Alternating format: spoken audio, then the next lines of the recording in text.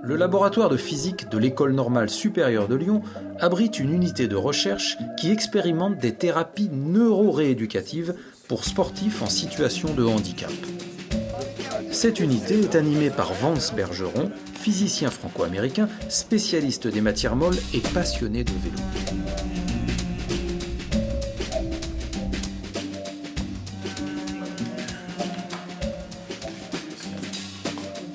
Aujourd'hui, on voulait, on va faire avec le carbon type. Est-ce qu'il est prêt? Il faut que je le rééquipe. J'ai eu un accident en 2013, c'est un accident de vélo qui m'a laissé tétraplégie, je ne bouge plus mes jambes. Je peux bouger mes bras, mais pas mes mains. Donc, quand je reviens au travail, je changeais mon axe de recherche parce que je n'étais pas plus capable de faire ce que je fais avant dans le laboratoire. Et cet axe de recherche, c'était ciblé pour aider le handicap et plus spécifiquement aider le handicap en exercice et en sport. Et pourquoi? Parce qu'on rendait compte tout de suite, comme pour tout le monde, le sport et l'activité physique, il est très important pour maintenir la bonne santé. Mais comment bouger le corps quand on est paraplégique ou tétraplégique, on est paralysé?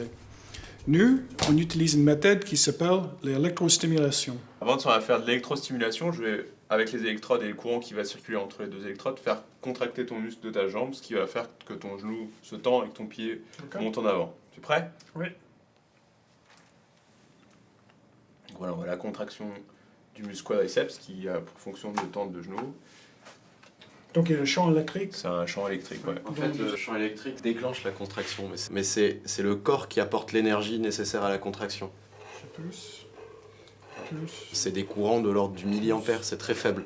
Mais ces courants déclenchent la contraction et la puissance est apportée par le corps humain. C'est vraiment le corps qui travaille.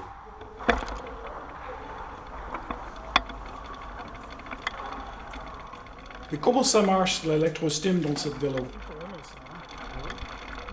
Vous voyez ici une petite roue dentée et un encodeur. Cet encodeur, il est là pour nous détecter où est la position de le pédalier.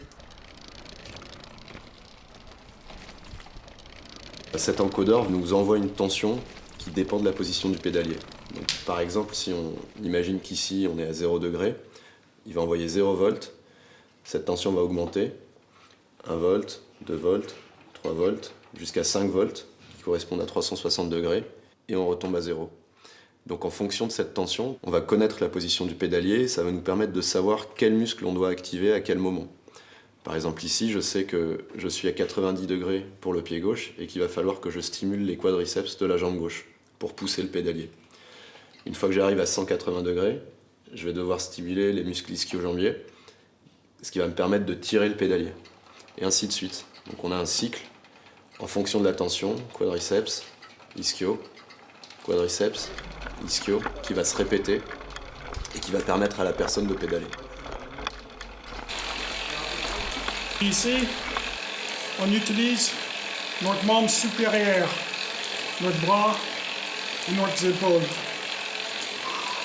Donc ça fait un exercice complet. Cet simulateur, il est sympa parce que c'est vrai, pour 1 heure d'entraînement devant un écran, c'est mieux pour avoir un simulateur, on peut voir l'extérieur, mais encore mieux, c'est pour aller en extérieur. Et donc, notre prochaine étape, grimper dans les Alpes comme avant, et notre objectif, c'est pour cet été, avec le nouveau vélo, de tenter le Mont Ventoux. On estime que ça va prendre beaucoup de temps, mais on peut faire dans une journée.